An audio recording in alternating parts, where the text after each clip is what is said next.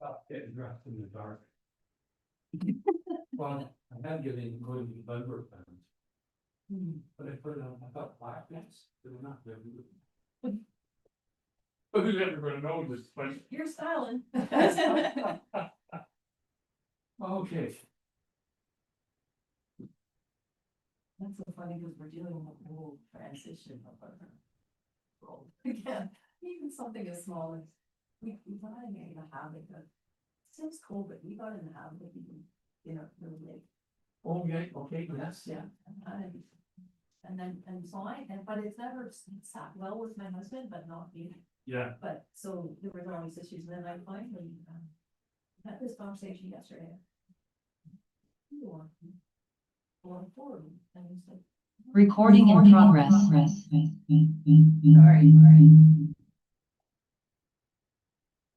Oh. That's right. And but he was never available.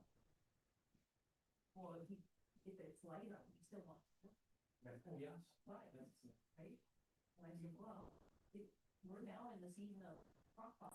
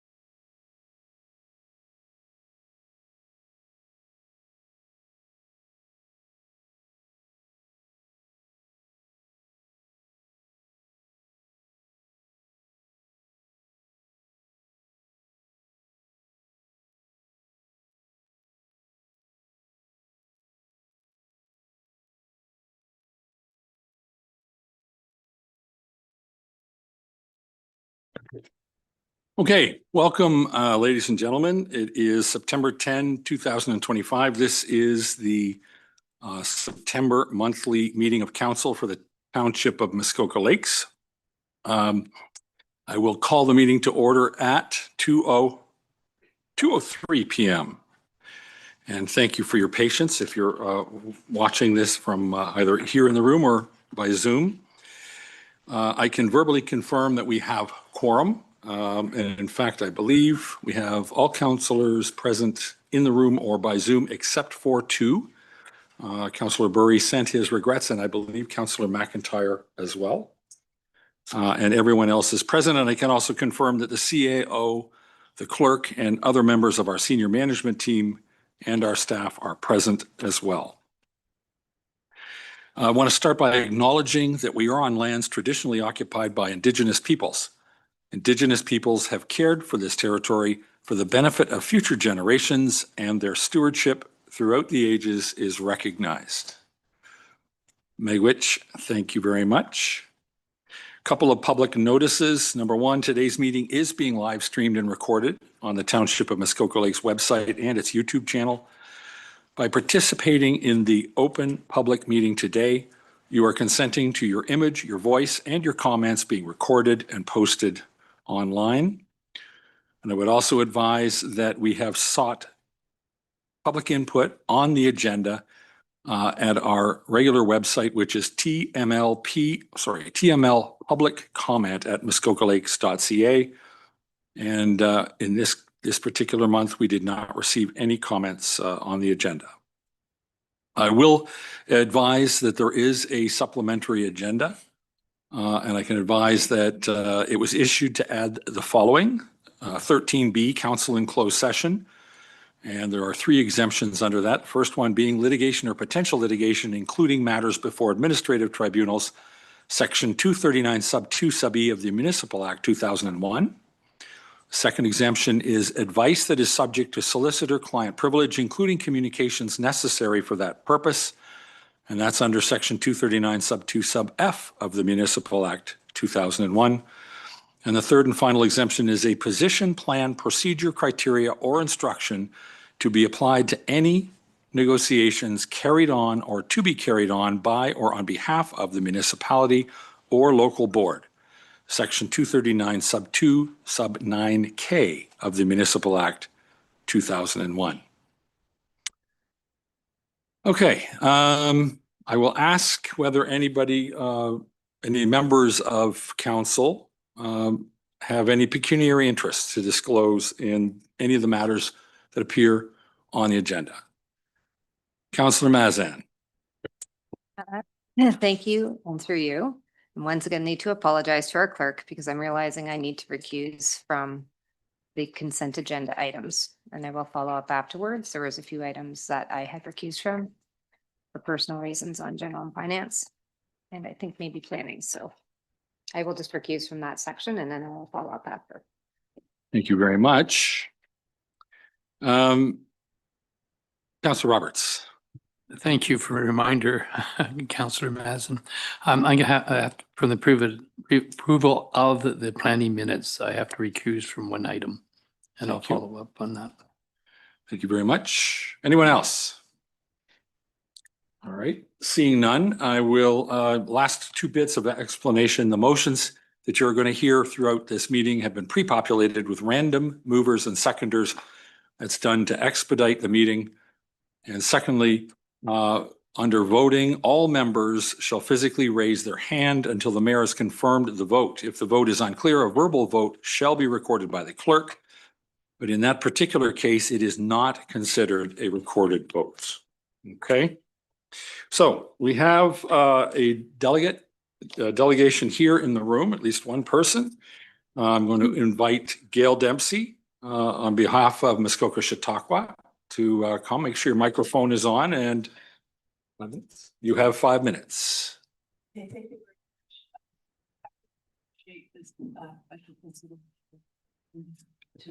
I don't think the mic is on, and I'm going to ask you to just repeat your name and give me your address, please. Gayle Dempsey, 1182 Foreman Road, Port Carling. again, thank you so much for the consideration and opportunity today. I'm just going to read my comments so that I try to stay to my 5 minutes. Thank you for the suggestion to make a delegation this afternoon to request confirmation of support from the township in order to continue to apply to Canadian heritage, building community through arts and heritage. A little background on our work and the funding that supports Muskoka, Chautauqua. Some of the highlights include a very successful summer festival, which attracts several thousand participants, including year-round families, seasonal residents, and visitors to the area. The festival adds to the quality of life in the community and attracts tourists to the area and encourages them to stay longer, impacting local resorts, restaurants, and other businesses with an economic impact according to the provincial TREMS calculation model of between $250,000 and $500,000 each year. These calculations do not account for the fact that arts and culture tourists spend approximately 3 times more than other tourists, according to an impact study from the Ontario Arts Council. Our festival presents more than 50 concerts, events, workshops, and experiences over 10 days. These programs are consistent with the roots and foundation of the original Chautauqua on Tobin Island over 100 years ago. I'd like to take this opportunity to tell you about some of the other aspects of Muskoka Chautauqua's work. We care deeply about the future of the township's rural communities. As you may know, for the past 3 years, we've conducted surveys and community conversations in Windermere. In addition to the arts, we are also passionate about education. Over the past several years, we've hosted co-op students in field placements from Laurier and University of Guelph Business and Marketing, OCAD-U Community Arts, and most notably Queen's University Arts Leadership Master's Program. The latter led to a cultural assets mapping project of Windermere area and further connection with the township, as did the community conversations, which is now moving forward with focus groups working on a concrete vision for the village, which is very rooted in arts, research, and learning in a safe, sustainable community. We're very committed to this exciting foundational work, not just for Windermere, but reaching across the township. Our funding comes from a variety of sources, including federal, provincial, and municipal grants, donations, foundations, sponsorships, and earned revenue. Government funding has been critical to the success with FEDNOR, Canadian Heritage, the Provincial Ministry of Tourism, Culture, and Gaming, and most recently NOHFC, Northern Ontario Heritage Fund. Canadian Heritage's building community through arts and heritage has been one of the mainstays of our funding formula for the festival. This grant requires a confirmation of support from our local municipality in order to apply. It can be in kind or financial. The latter is preferable. We are grateful that the township has provided $2,000 to $2,500 in support of the past several years, and that we have then been able to apply to BCAH. This has mostly been done through the township's community grants program. We're looking for direction reapplying for future grants, as the timing of this program is, as you probably realize, is rather awkward. The deadline for BCAH 2026 is October 15th. We'd like to request confirmation of support. There's a form that needs to be filled out, which you have, as soon as possible. The actual contribution can happen in the spring. This is a request for funding specifically for the festival to help pay for local artists, production, and marketing, particularly for our children, youth, and family events, including Windermere Family Fun Day, many of which, thanks to your support and other grants, are free, and most of which are low cost, so they're accessible to low-income families and seniors. Festivals and events not only enhance tourism offerings, but enhance the township as a creative community by developing access to arts, culture, and heritage, and contributing to a sustainable local community, and build partnerships within the sector, such as Muskoka Arts and Crafts and Brandy Creek Music and Publications, across sectors, with business and resort partners such as Windermere House and Windermere Golf and Country Club, and with seasonal residents and neighborhood associations such as the MLA, Maple Leaf Bay Association, and Friends of Muskoka Watershed. Ms. Dempsey, you're close to the end of the 5 minutes. If you could just start Okay. to wrap up, Make please. the ask right now. Sure. I will make the ask right now. Our request is $2,000 and the completion of the confirmation of support on the form which is required for the BCAH application. I thank you very much for consideration, and I'm happy to answer any questions. Thank you very much. Well done. Okay, council, have we any questions for Ms. Dempsey? Councillor Nishikawa. Sorry, my question would not be through Ms. Dempsey. It would be to our treasurer. The steps that Sure, that's fine. would be required to do this? Mr. Director Donaldson, another one for you. Through you, your worship. So I haven't been deeply involved in this ask as of yet because it hasn't been approved or otherwise, but I mean, any amounts paid to any organization within the community would have to be approved through the budget. Our community grants allocation is complete for 2025, so this would be part of 2026. Follow up, Councillor Nishikawa. Gayle, you don't need the money right away. You just need a letter of a commitment. Correct. Would that, We're going to actually discuss all this and later on in the agenda. Today's just, that's why I was encouraging questions while Ms. Dempsey is here for on her presentation. I'm not seeing any. Let me ask one. You mentioned a form you need filled out. Do we have the form? You do. Thank you. Okay. I don't see any more questions or comments. Anyone online? Nobody up on the Zoom has got a question up. Appreciate the coming in and making your presentation in person. Thank you very much. We're going to debate and discuss and deal with it a little later on in the agenda. And someone from our office will get back to you presumably in the next day or two. Okay, thank you very much. Thank you. Appreciate it. Thanks.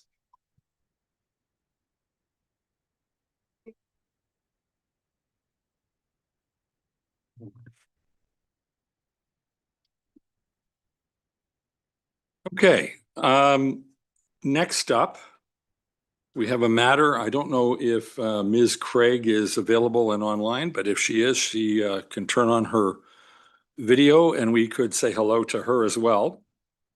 We have a matter that, quite frankly, none of us have ever had to deal with. And when I'm in a situation where it's new, I stick to what I do well, which is process and transparency. And I think if we come about this with the highest degree of professionalism, we will find that we actually do know how to handle things like this. We are blessed with the presence of our Integrity Commissioner, Suzanne Craig. Ms. Craig, as I think everybody here has met her at least once through training and otherwise. Welcome back, Ms. Craig. Nice to see you. I'm actually going to turn it over. We're going to start like we always do with a quote unquote staff report. We're going to start with Ms. Craig's report as Integrity Commissioner. It's all yours. Thank you very much. Good afternoon, Mayor Kelly, members of Muskoka Lakes Council, staff, and members of the public who may be in the council chamber or online. I present to council today the final report of the investigation into complaint 150525 of my office, and I set out the findings of my investigation under the Code of Conduct. The complaint named the respondent, Councillor Nishikawa, in connection with alleged conduct prohibited under the code. The complaint alleged that Councillor Nishikawa, I refer to her as the respondent throughout the report, contravened the code when interacting with a township employee at the warming center run from the Torrance Community Center on April 8th, 2025. For the reasons that I set out in the report before you, I made the following findings. The respondent did not breach section 16.1 of the code, but did breach 16.2, 3, 4, 5, and 8 of the code. The complaint alleged that the respondent's conduct was disrespectful and demeaning, and that the complainant described feeling like they could not speak up for themselves and being genuinely concerned for their position at the township. Pursuant to Section 21.3 of the code, I undertook an initial review and determined that I would undertake an investigation. And I engaged the assistance of the firm Adair Goldblatt Bieber to assist me in the investigation. In the report before you, I discussed my investigation process, the assessment of whether I believe there have been contraventions of the code, my findings, my reasons for the findings, my recommendations, and the sanctions and remedial action. I'm just going to provide a brief overview at this point. Generally speaking, the relevant sections of the code that were engaged are set out in the report for your reference. In essence, 16.3 talks about inquiries of employees for members should be directed to the Chief Administrative Officer. 16.4 talks about members being respectful of the role of employees to advise based on political neutrality without undue influence from any individual member of council or faction. 16.5, members shall refrain from any conduct which may insult, intimidate, bully, deter, interfere, or unduly influence employees. And 16.8, no member shall use or attempt to use their authority to influence for the purpose or in a manner that is intimidating, threatening, etc., with the intent of interfering with the person's duties.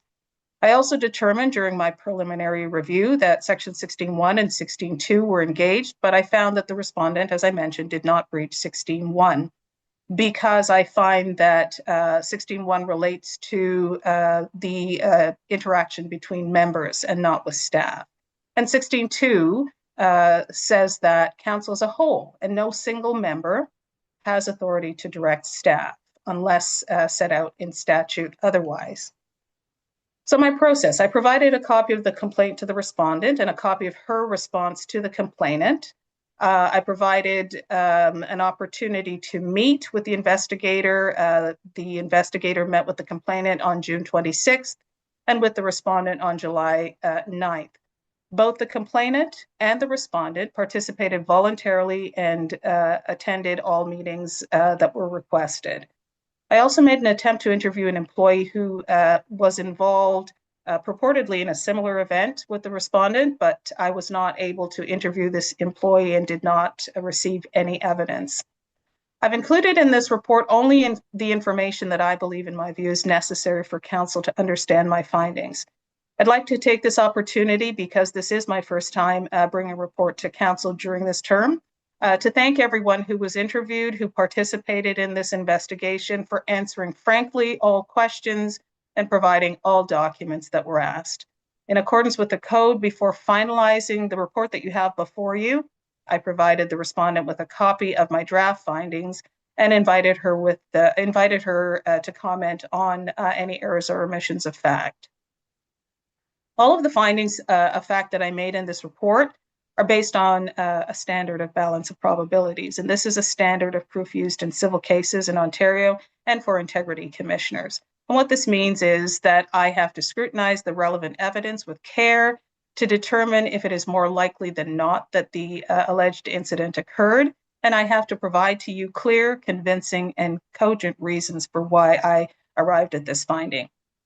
And where witnesses give conflicting evidence, and that's often the case, I have to believe the evidence of one witness over another, and that's a matter of my judgment. At all times, I must decide whether a fact occurred using the standard of balance of probabilities. I found that the respondent is clearly very dedicated and passionate about her duties as a member of council and cares deeply about her community. The Township of Muskoka Lakes Council and Staff Relations Policy sets out the acceptable standards governing a relationship between a member of council and staff, and states that members and staff are expected to adhere and comply with this policy. The policy prescribes that members are held to a high standard of relations between council and staff, and this is to provide good governance and instill a high level of public confidence. Township Council is a deliberative body, and the township is a workplace. Employees work for the corporation of the township under the direction of the Chief Administrative Officer.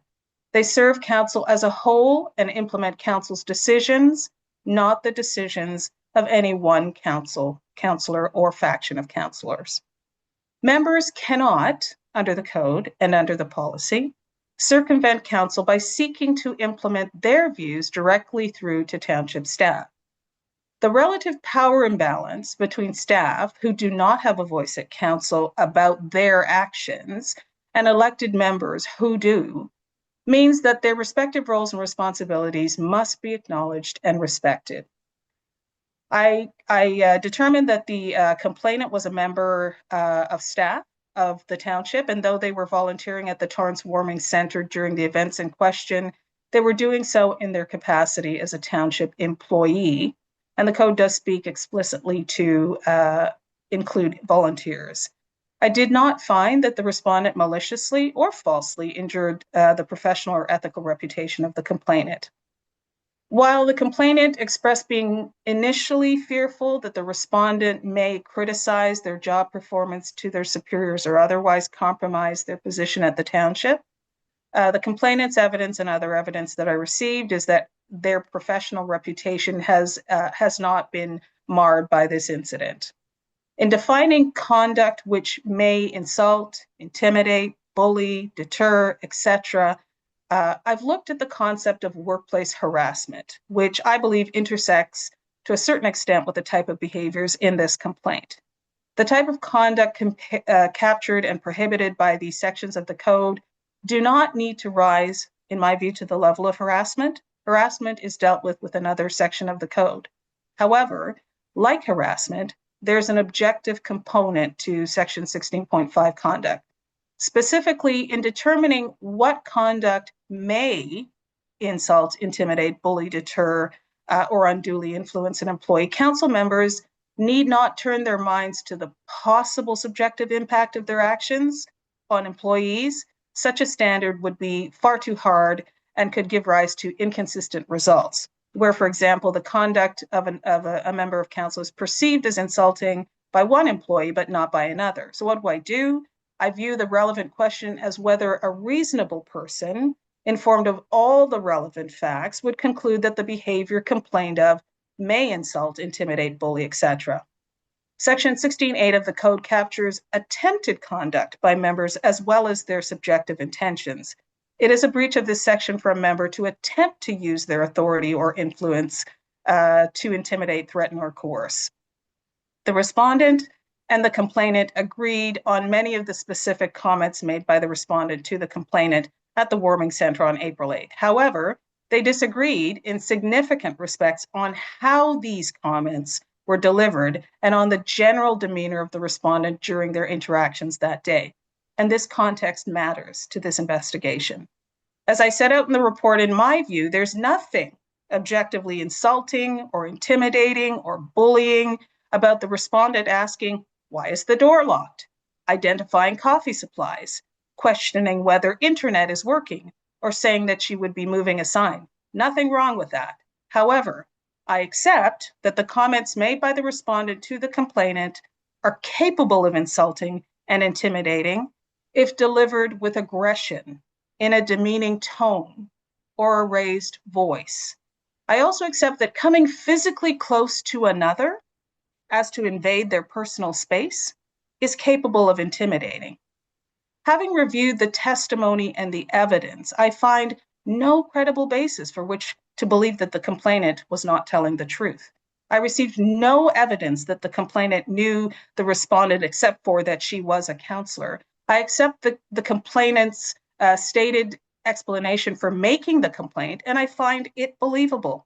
I reject the suggestion by the respondent that the complainant has been coached in some way or has come forward for any other reason than to bring forward an allegation under the Code of Conduct. I find that the complainant was credible, the evidence was credible regarding the impact of the interactions of the respondent and how the respondent's actions were perceived by the complainant. While I didn't find that the conduct was bullying, I do find on a balance of probabilities that the respondent's conduct viewed in its totality amounts to conduct that may intimidate. I find the respondent, her actions amounted to conduct that may objectively interfere or unduly influence employees in the performance of their duties. The respondent admits to feeling frustrated, generally over the way that the Torrance Warming Center had been run in response to the ice storm. And these feelings of frustration were received as genuine concern.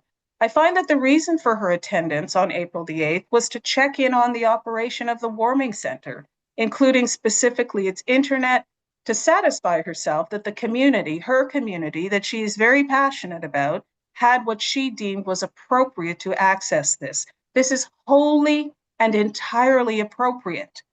I find that when she arrived, however, she disagreed in several respects with how the warming center had been opened. For example, where its sign had been placed, which door had been unlocked for community access, whether coffee had been made, whether the internet was available for attendees. And she expressed these views to the complainant in her capacity as a counselor and as someone who purportedly was responsible for the organization and running of the Torrance Center. This conduct created tension as to who the complainant was to receive instructions from with respect to the warming center and how they ought to operate it. It also caused the complainant to question their performance of their duties and did in fact interfere with their duties. I find that a reasonable person, informed of all relevant facts, would conclude that the respondent's behavior may cause undue influence. I also found that the respondent intended her actions. There is no suggestion that I received during the investigation that the respondent acted accidentally or unintentionally.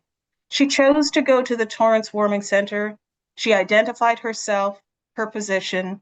She made inquiries and gave direction to the complainant, and she knew the complainant was a staff person. I therefore find that the respondent intended to use and attempted to use her authority in a manner that was commanding, influencing, and with the intent of interfering with the complainant's duties. So what does your code protocol state? It states that if the integrity commissioner has decided to commence an investigation, she will provide a copy of the complaint to the member, and I did, receive the member's response, and I did, provide this response to the complainant, and I did, ask for any further comments on this response, and I did.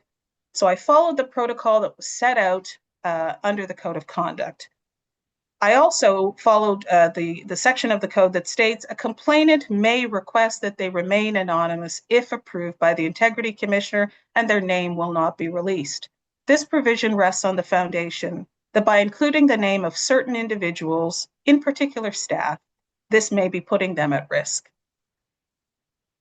Why is this, and what can I do? And have I acted in a biased or unilaterally unfair way? At paragraphs 114 to 120 of a 2016 court decision regarding the judicial review of the Integrity Commissioner's investigation of another municipality, the court set out, and I quote, the degree of participation to which the applicant, which is the respondent to the code complaint, is entitled, and that this is determined by considering the factors enumerated by the Supreme Court in the Baker decision.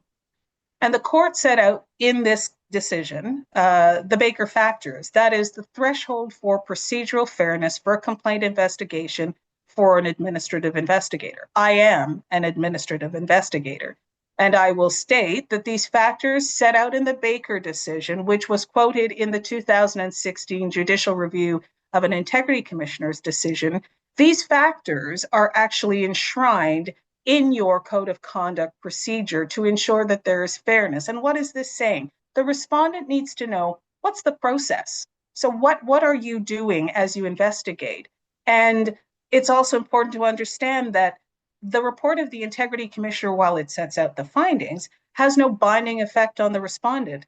The municipal council, you consider the report along with any comments that the respondent makes today on the recommended sanctions, and you may accept my recommended sanctions, you may vary or change my recommended sanctions, or you may not accept my recommended sanctions. You are the decision maker. The code protocol is a municipal bylaw, and therefore it's part of my statutory scheme, but it does not contemplate that the respondent will have many opportunities to provide many responses. She receives the complaint, she provides a response prior to submitting the final report, she receives the draft findings, and she has an opportunity to provide submissions on recommendations of sanction today at council, because there's a carve out in the Municipal Conflict of Interest Act that says that she is able to influence the decision but not vote. Section 223 sub 5 of the Municipal Act provides that the Integrity Commissioner shall preserve secrecy. And the companion piece is section 223.6, which says, if the commissioner reports to the municipality that, in her opinion, the member of council has contravened the code of conduct, the commissioner may disclose in the report such matters as the commissioner believes is necessary for council to make a decision.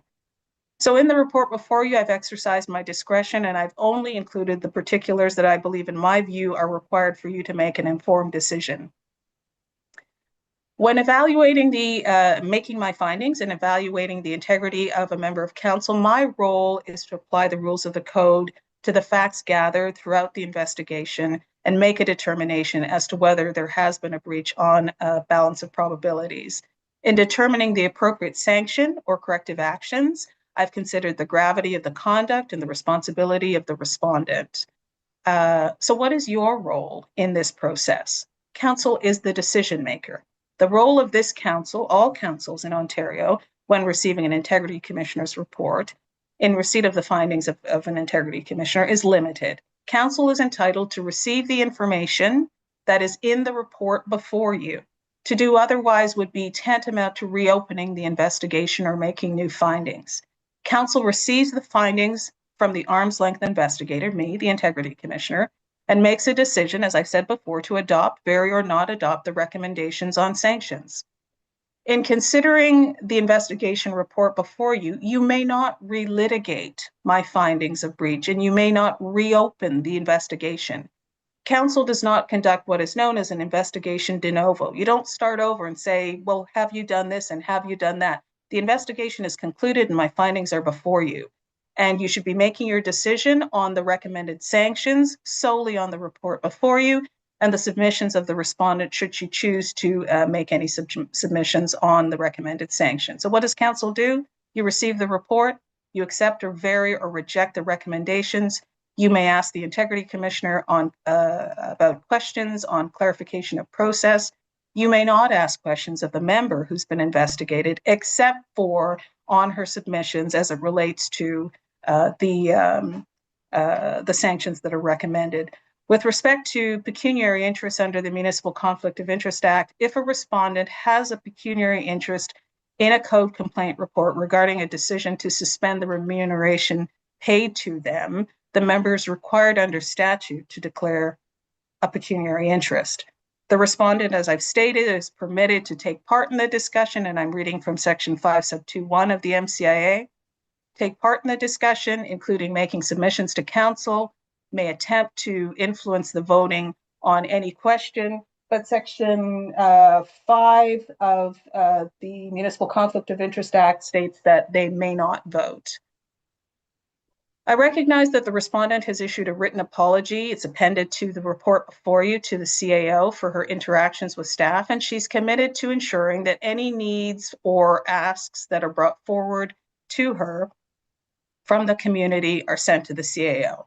I commend the respondent for her apology. However, the apology itself and the respondent's evidence make clear that this apology was directed to the CAO for any inconvenience or difficulty to the respondent, that the respondent's actions have caused them. It does not apologize for or acknowledge the impact that the respondent's conduct had on the complainant as a township employee, the very individual that the code provision seeks to protect. This, in my view, reduces significantly the degree to which the apology mitigates her behavior with respect to sanctions. In determining the appropriate sanction, I look at the foundational principles of the code, the protection of staff, the importance of maintaining public trust in council and council processes, the professionalism of members, and the respondent's cooperation in the investigation process. Based on the facts found in this investigation, during the course of this investigation, I recommend to council in the report before you a formal reprimand and a suspension of remuneration for a period of 7 days for the violations of Councillor Nishikawa of section 16(2), 3, 4, 5, and 8 of the code. In addition, I recommend that council impose the following remedial measure, not sanction, a training session with the CAO or his delegated staff on the council staff relations policy and how questions and inquiries and concerns are required to be raised and brought forward under that policy. To be clear, council, the goal of these recommended sanctions is to reinforce standards of respect for the professional role of the administration. These recommended sanctions also reflect that it is the first finding of breach of the code provisions against the respondent of this term. Your code of conduct protects the public interest and helps to ensure that members of council share a common basis for acceptable conduct. Members of council and local boards are expected to perform their duties, yes, representing your constituents, yes, including bringing forward their concerns, but with integrity and impartiality and through approved processes and in a manner that will bear the closest scrutiny, not calling into disrepute the professionalism of staff or inserting oneself into the fulfillment of their directions that they have received in fulfilling their duties. To be clear, council is encouraged when considering the report before you to distinguish between the intent of a member to represent and help their community, your right and role as a member of council, the what a member was intending with their actions, and the how they carried out the what. The code does not preclude a member from caring about their community or asking staff questions. The recommendations before you with respect to my findings of breach are not about punishing a councillor for caring about their community. The findings set out how I have determined on a balance of probabilities that the conduct of the councillor in this situation did not respect the professional duties and direction of staff. The respondent gave directions to the complainant and knew the person was staff. The respondent intended to use and attempted to use her authority in a manner that was commanding and influencing and with interference with the complainant's duties, and this was intimidating. I'll close by saying when the legislature created the accountability and transparency regime in 2006, it deliberately gave integrity commissioners a narrow, proportionate toolkit. Councillors are elected officials, not employees, and as such, you cannot be suspended or demoted or terminated. Removing them from office would usurp, in my view and many's view, the voter's role. That left the drafters of the legislation with very limited options that could both signal seriousness of the conduct but balance with avoiding to undermine the democratic choice. The financial penalties to some may seem unfair. However, the provincial legislature proclaimed one of the sanctions that an IC could recommend as suspension of remuneration for up to 90 days because, and this is from the Hansen report, they believe there was a need for financial consequence for a contravention of the code of conduct. Salary is one of the few levers available that actually affects an elected official personally. Secondly, they stated deterrence without disenfranchisement is necessary. It creates a real penalty, but does not overturn the will of the electorate. The member still retains their seat and their voting rights. And thirdly, proportionality. The limit of 90 days was intended to be significant by the province, but not excessive. The sanction ties directly into accountability and the framework of accountability in three ways. Again, looking at the Hansard report, personal responsibility. By withholding pay, the law ensures that misconduct by the member of council carries a direct, tangible impact on that councillor rather than merely a symbolic rebuke. It is a way of making the councillor personally accountable to taxpayers for their conduct. Secondly, public confidence. Taxpayers fund councillors' remuneration. Suspending that pay signals to the public that misconduct will not be financially rewarded and there is a consequence for breaching ethical rules. This helps maintain confidence in local government. These are not my points. These are those of the province when instituting the changes to the Municipal Act. And thirdly, balancing transparency. The other sanction available for the Integrity Commissioner to recommend is a reprimand, and I have done so in the file before you. And this is more about transparency, publicly stating what conduct is required and when one has fallen short. Suspension of pay adds accountability by attaching serious consequence. Together, the province intended a reprimand and a suspension of pay for up to 90 days to reflect the principle that accountability involves both explanation, being held accountable, and consequence, bearing a penalty. With this, I conclude. Members of council, I thank you for listening. I thank the parties for participating.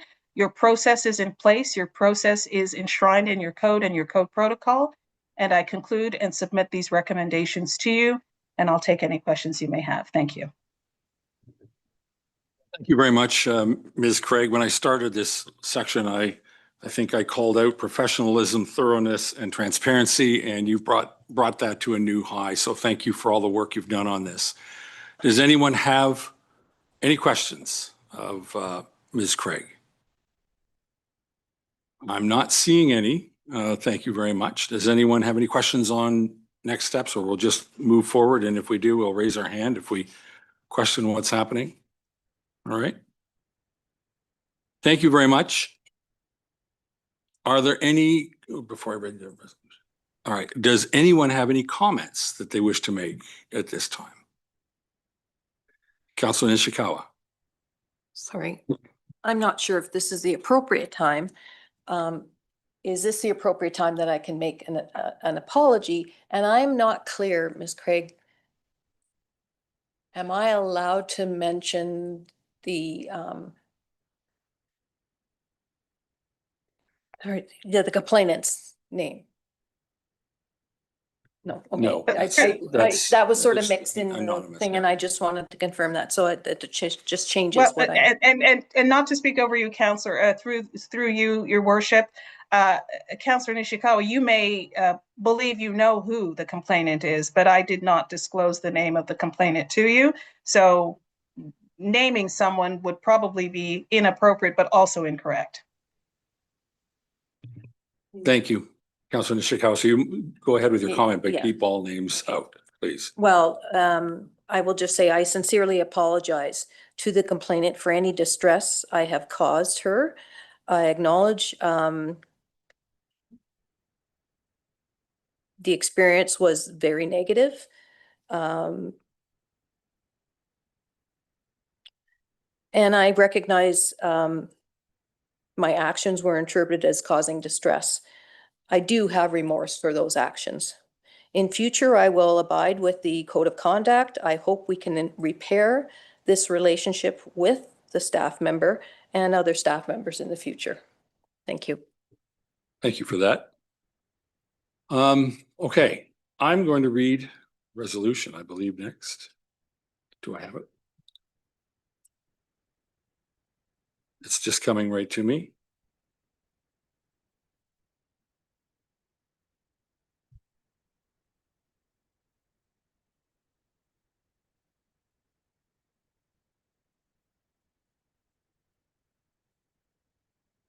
Okay, thank you. This is, take a bit of water. All right, it is moved by Councillor Mazan, seconded by Councillor Bosenworth. Whereas council received the Township of Muskoka Lakes Code of Conduct Complaint Investigation Report number 150525- Councillor Ruth Ellen Nishikawa, dated September 2, 2025, from the Township's Integrity Commissioner, Suzanne Craig. And whereas, based on the facts found in this investigation, the Integrity Commissioner recommends that council impose the following sanctions. Number 1, a formal reprimand. And number 2, a suspension of remuneration for a period of 7 days for violations of section 16.2, 16.3, 16.4, 16.5, and 16.8 of the Code of Conduct. And whereas, in addition, the Integrity Commissioner recommends that council impose the following remedial measures. Number 1, a training session with the CAO or delegated staff on the council and staff relations policy and how questions, inquiries, and concerns are required to be brought forward under that policy. Now, therefore, be it resolved that council formally receives Township of Muskoka Lakes Code of Conduct Complaint Investigation Report number 150525, and that council accepts the sanctions and remedial measures as recommended by the Township's Integrity Commissioner. Any questions? Councillor Zavitz? Thank you, and through you. I wonder if item A, a formal reprimand, if we would be privy to what that is. Sure, and I'm going to defer to the Ms. Craig, please. Could you just help us understand better what a formal reprimand is or looks like? Yes, through your worship. Councillor Zavitz, it's merely a statement. So the first A that you read out, Mr. Mayor, is the reprimand. It is a formal statement by council stating that we reprimand the councillor for having violated these rules. Thank you very much. Anyone with another question? Any other questions? Anyone with other comments? All right, seeing none, I'm going to call the vote. All in favor? Anyone opposed? That carries. Thank you very much. Okay, we are done that one. Thank you for your guidance, Ms. Craig. Appreciate it very much. Thank you, And Mr. Mayor, members of council. Thank you. Today. Okay, I'm going to recommend that we take a 5-minute break at this point in time. If you don't mind, thank you very much. We'll be back at 5 to 3.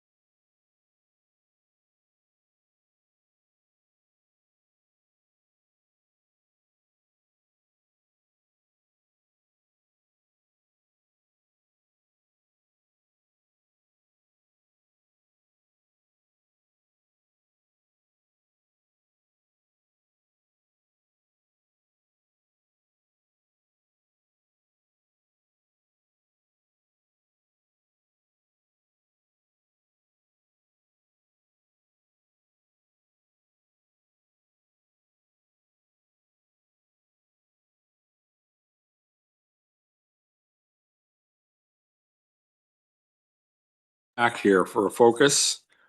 Going to rock through the consent agenda. I think there's nothing before that. There's no public comment, so a consent agenda. All right, I'm going to read a resolution.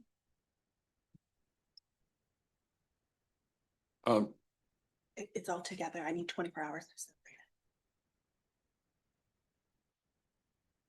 separate. And she's out too, right? Okay. Moved by Councillor Kent, seconded by Councillor Nishikawa.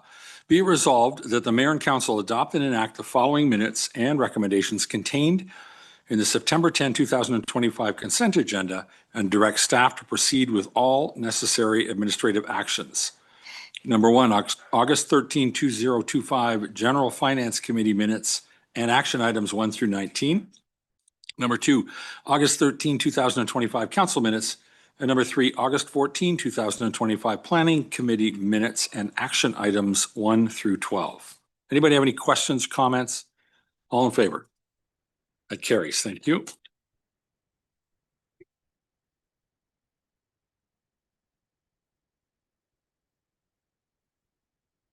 They're all done, right? Okay. Under new business, we have a delegation matter. This was the one we just heard from Gayle Dempsey, Ms. Dempsey, talking about the Canadian Heritage Building Community through Arts and Heritage. Do we have anything? Okay. There is no report. We do have the form, I'm told, to fill out if we figure out how to approve it. I don't, just let me put it back to staff.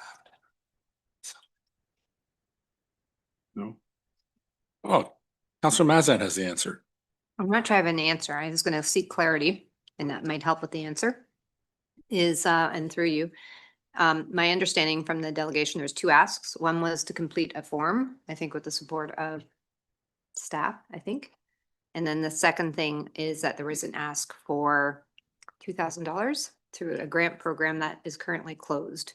And so I guess my question to staff is, are there options to consider? And is there a timing thing? I think Councillor Nishikawa brought that up as to when those funds would be available. So I think I need clarity perhaps on that second piece. They ask of money, and is there options for us to think about?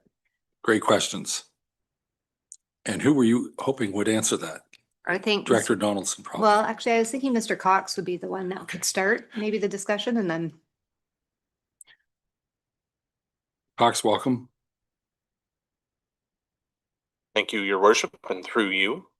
So the 2026 Community Grant Program, our annual Community Grant Program runs we usually do the intake in March or April of each year. So presumably if the consideration of a grant request for the 2026 year were to be considered, it would be done as part of that program. We would direct Muskoka, Chautauqua to submit an application through that program as they have done in previous years, and it would be reviewed and approved through that process. Councillor Mazan, follow up. yes, thank you. And I wasn't clear, and I probably should have asked. I think Councillor Nishikawa was touching on it. Is it your understanding that they need the money today, or just a commitment to be considered in the 2026 process for that amount? Through you, Your Worship. So my understanding is that the grant from the federal government that they are applying for requires confirmation of municipal support. And that may be either monetary support or in-kind support.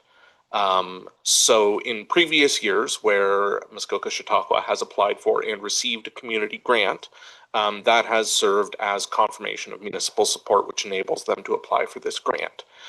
They did not apply for a community grant this year, and so therefore, hence the ask is coming forward for the township to confirm their support of the event. My understanding of the program is it would be certainly permissible to note to serve as proof of municipal support. We could note support that was provided in previous years, note that we anticipate providing support through the 2026 community grant program should we receive an application, and also note the ongoing in-kind support that we supply to the organization through the provision of township facilities, township supplies, staff time through the organization of the festival in August. Thank you. Thank you for that. Councillor Nishikawa. I raised this last year, I believe, and like Chautauqua's been around for 20 years that I'm aware of. And I thought we've kind of have an agreement that all cranberry stuff doesn't have to come back here for a vote because it's all part of the program that James does. And it's just a given that we know it's going to happen and that the staff do all that they need to do. I sort of feel like Chautauqua is in that same category.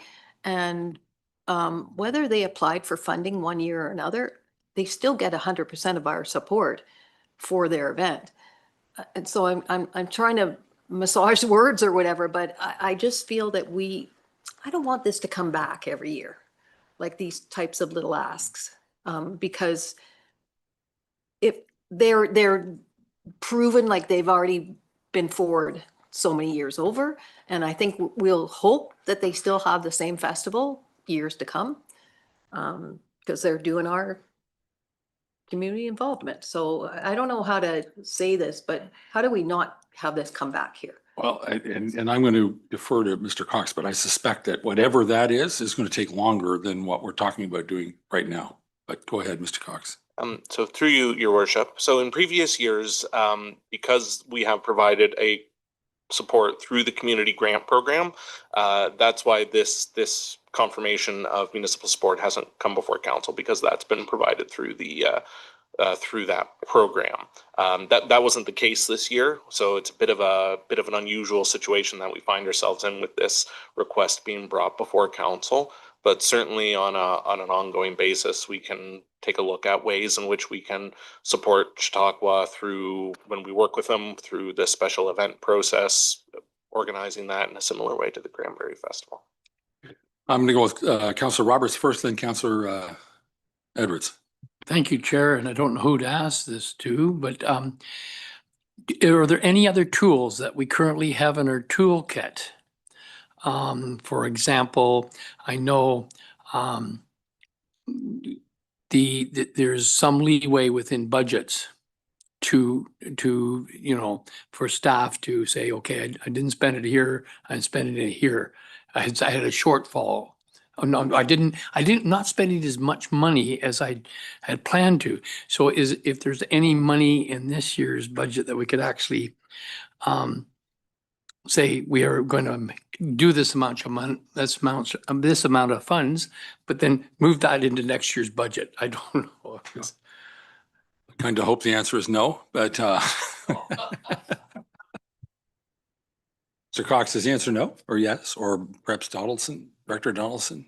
No. Well, through you, Your Worship, I will note, as Director Donaldson noted, the 2025 community grant budget has been fully allocated for this year. So, and traditionally when we receive any inquiries for direct financial support outside of that program, we direct the person inquiring to apply to the following year's program. I'm going to hear from Director Donaldson. You had your hand up. Thank you, Your Worship. I'll just add that any surplus dollars we might have had in the 2025 budget, thanks to snowfalls and ice storms, has been fully absorbed and even beyond that. So, thank you, Councillor Edwards. Thank you very much. I'd like to see us put them the same as the Cranberry Festival or the museum or something like that. They do good work. I know just on Family Fun Day, all the kids were there. The Lions had the barbecue, so they made funds. The Women's Auxiliary had, the Women's Auxiliary. They made about $1,600 on their sales. So it's putting back into the community. I'd like to see them fund it each year. The Lions? No, the Chautauqua, who's hosting all of these events. But you'd like to see us fund them? I'm sorry, I misunderstood. I got it. And that, like make it a $2,000 thing every year, rather than coming hat in hand and begging. And that, not only that, we haven't looked at our grant program in a lot of years. And it's still at 25,000, which, you know, with all the volunteer groups that are around, and that they all need help too. Their costs are going up. Thank you. Thank you for that, Councillor Mazan. Thank you. And through you, just for clarity on this specific ask today, I just want to confirm that you could envision a path forward that would support this application by being able to offer the in-kind services that we provide, talk about the history of our support historically, and somehow be able to paint a picture that we'd be able to support them financially come the 2026 year. Is that, I just, because I'm not involved in the grant process, do you feel like that would satisfy the request from our side? Through you, your worship, yes, I believe that would be the case. As the delegate noted, the timing of the programs is really what's causing the issue here. They need to have their application into the federal government in October, and our grant program, which would be providing them support for the 2026 festival, which they're applying to the federal government in October for, that doesn't occur until March and April of next year. Right. So my understanding of the program is that confirmation of in-kind support that we are already planning on providing next year, as well as confirmation that we will consider an application through our community grant program in 2026. I believe that should be sufficient for their needs. Okay. Thank you for that. I'm going to ask Director Porowski to make a comment.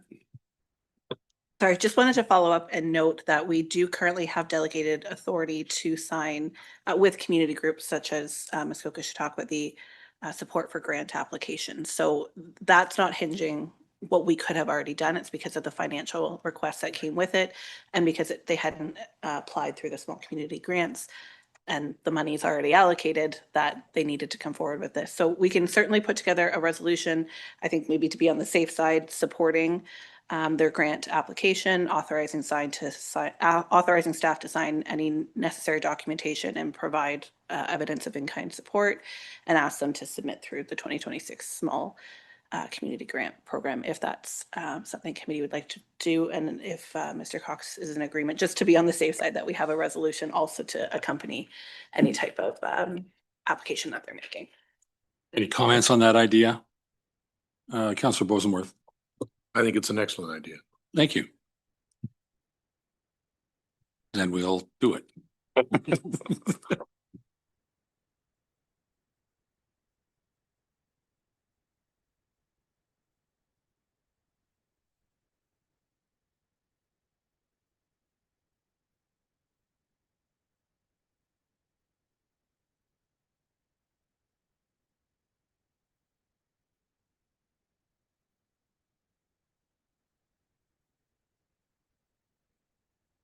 All right, let me read the resolution and we can have a discussion afterwards if necessary. Moved by Councillor Bosenworth, seconded by Councillor Mazan.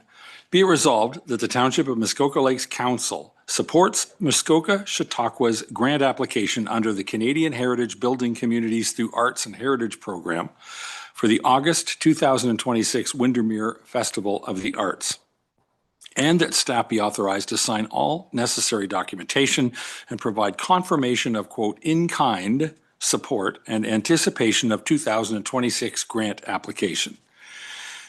And that Muskoka Chautauqua be informed of their ability to submit through the 2026 Community Grant Program.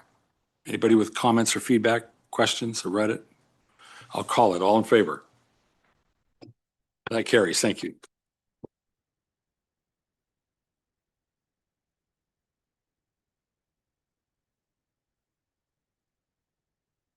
Next up, Chief Morrell is going to speak on fire dispatch services, please.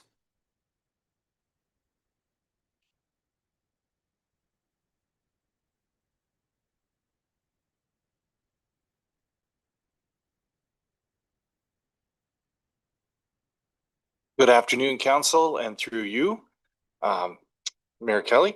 Before Council is a report that concerns entering into an ask to enter into a 5-year agreement for fire dispatch services.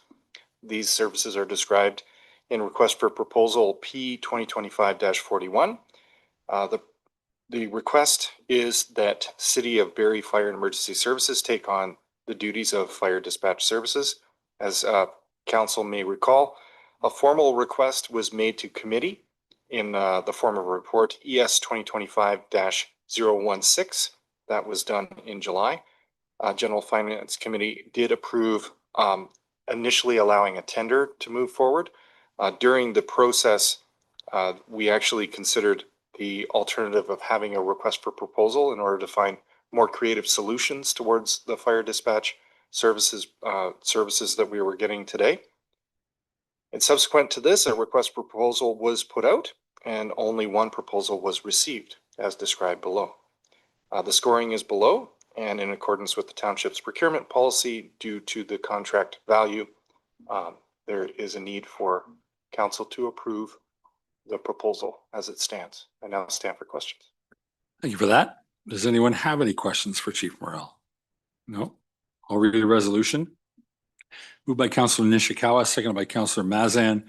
Be it resolved that council approve entering into a 5-year agreement for fire dispatch services as described in request for proposal P-2025-41 to the City of Barrie Fire and Emergency Services, and that the fire chief be authorized to execute the necessary documents to proceed with this contract. Anybody have a comment? Question? All in favor? That carries. Thank you very much. Thank you. All right, we have some bylaws to go through here.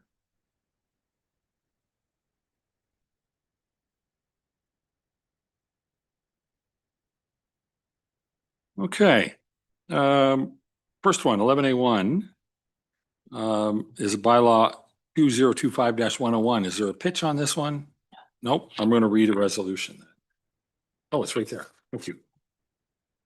Moved by Councillor Mazan, seconded by Councillor Bosenworth. Be it resolved that bylaw 2025-101, being a bylaw of the Township of Muskoka Lakes, to adopt amendment number 60 Davio to the official plan of the Township of Muskoka Lakes, be read a first, second, and third time and finally passed. Any comments, questions? All in favor? That carries. Thank you.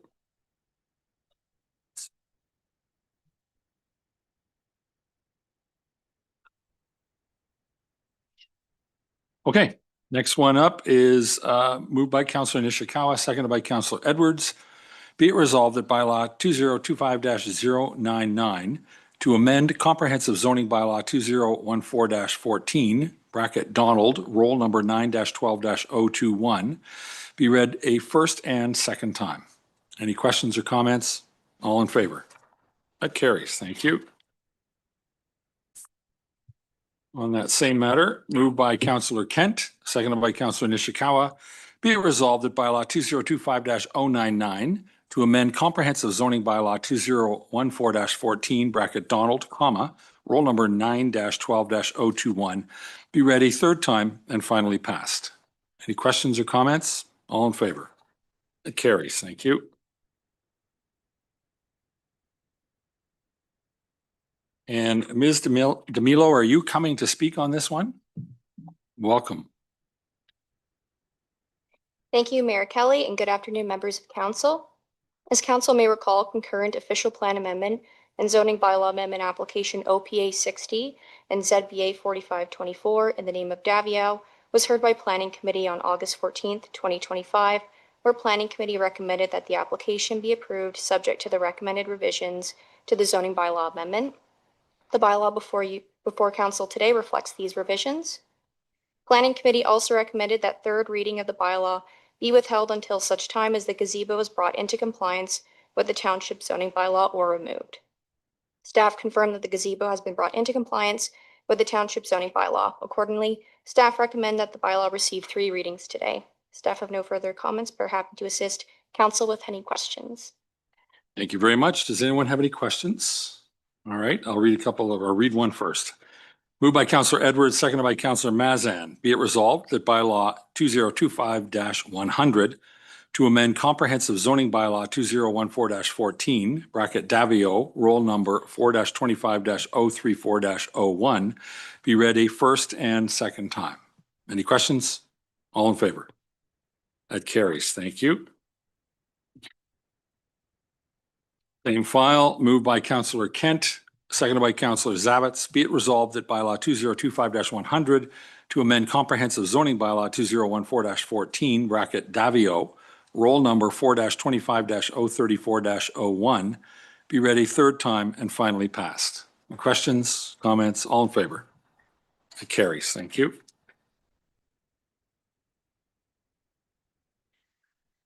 Okay, next one, no presentation, moved by Councillor Roberts, seconded by Councillor Kent.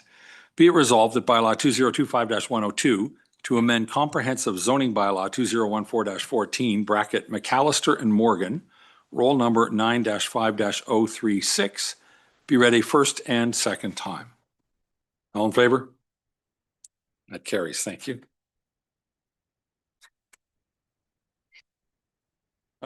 Same file. Moved by Councillor Zavitz, seconded by Councillor Mazan. Be it resolved that bylaw 2025-102 to amend comprehensive zoning bylaw 2014-14 bracket McAllister and Morgan, roll number 9-5-036, be read a third time and finally passed. Any questions or comments? All in favor? It carries. Thank you. Thank you. Next one is moved by Councillor Roberts, seconded by Councillor Edwards. Be it resolved that bylaw 2025-103 to amend comprehensive zoning bylaw 2014-14 bracket Roberts, roll number 4-25-024, be read a first and second time. Any comments? All in favor? That carries. Thank you. Next one, moved by Councillor Bosenworth, seconded by Councillor Kent. Be it resolved that bylaw 2025-103 to amend comprehensive zoning bylaw 2014-14 bracket Roberts, roll number 4-5-024, be read a third time and finally passed. All in favor? That carries. Thank you. Next one up, moved by Councillor Kent, seconded by Councillor Zavitz. Be it resolved that bylaw 2025-095, being a bylaw to amend bylaw 2016-005 to establish a records retention schedule for the Corporation of the Township of Muskoka Lakes to utilize the Ontario Municipal Records Management System, TOMRMS, for a records management program to delegate the authority for amending the records retention schedule and administration of the records management program to the clerk, be ready first, second, and third time, and finally passed. Any questions on that? All in favor? Carried. Thank you. Thank you for joining us. Okay, next one, moved by Councillor Edwards, seconded by Councillor Roberts. Be it resolved that the original Shore Road allowance on Skeleton Lake lying in front of concession 14 part lots 11 and 12 bracket Watt, designated as Part 1 on Plan 35R-27810-Dudney, roll 2-22-022-04, be declared as surplus land, and that the clerk is hereby instructed to dispose of the said property pursuant to sections 8, 9, and 11 of the Municipal Act 2001, and that bylaw 2025-097 to stop up, close, and convey that portion of original Shore Road allowance designated as Part 1 on 35R-27810 be given 3 readings and finally passed. Anybody have a question on that one? All in favor? Thank you. We're getting longer.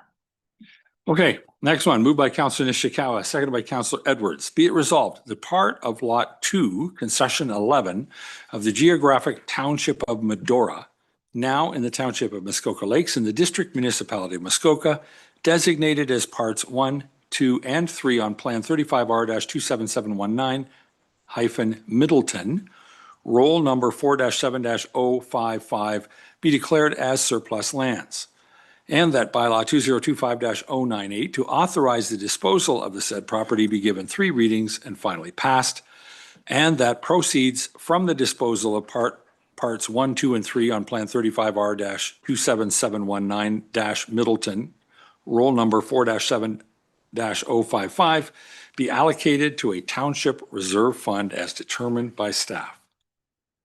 Any questions? All in favor?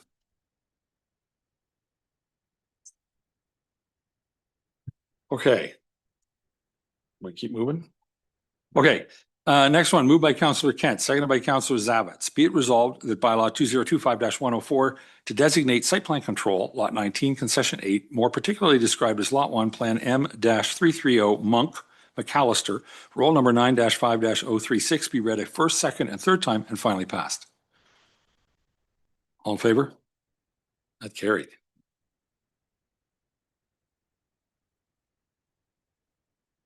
Moved by Councillor Roberts, seconded by Councillor Kent. Be it resolved that the flooded original shore road allowance on Lake Muskoka lying in front of concession 13, part lot 32, bracket Monk, designated as part 1 on plan 35R-27831-Gulak/POS, roll 9-14-037, be declared as surplus land.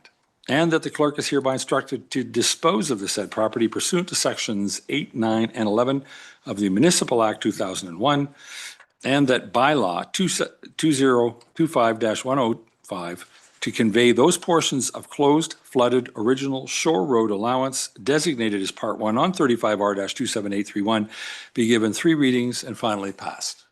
All in favor? Thank you. That carries. One more. Moved by Councillor Zavitz, seconded by Councillor Edwards. Be it resolved that bylaw 2025-106, being a bylaw to amend bylaw 2021-087, a bylaw to regulate traffic on township roads in the township of Muskoka Lakes, be read a first, second, and third time and finally passed. Any questions, comments? Councillor Edwards. I would just make a comment that on Highway 141, we asked for a safety zone. Going through C1 and going through Humphrey, there's a safety zone there for that school, so there's no reason why we shouldn't have one. I did mention it at the district, so I am in support of this. Thank you. Thank you very much. Any other questions or comments? All in favor? That carries. Thank you. Okay, next one. Be it resolved, the council in closed session convene at 3:25 p.m. for A, exemption, a proposed or pending acquisition or disposition of land by the municipality or local board, section 239 sub 2 sub C of the Municipal Act 2001.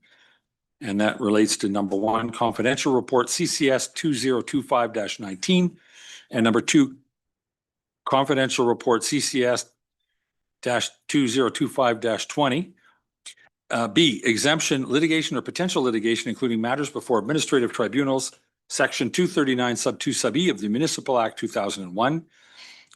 Next exemption, advice that is subject to solicitor-client privilege, including communication necessary for that purpose, section 239 sub 2 sub F of the Municipal Act 2001. And finally, exemption, a position, plan, procedure, criteria, or instruction to be applied to any negotiations carried on or to be carried on by or on behalf of the municipality or local board, section 239 sub 2 sub 9K of the Municipal Act 2001. Number 1, confidential report CCS-2025-21. Is it still 3:25? All right, I'll call a vote. All in favor? Thank you.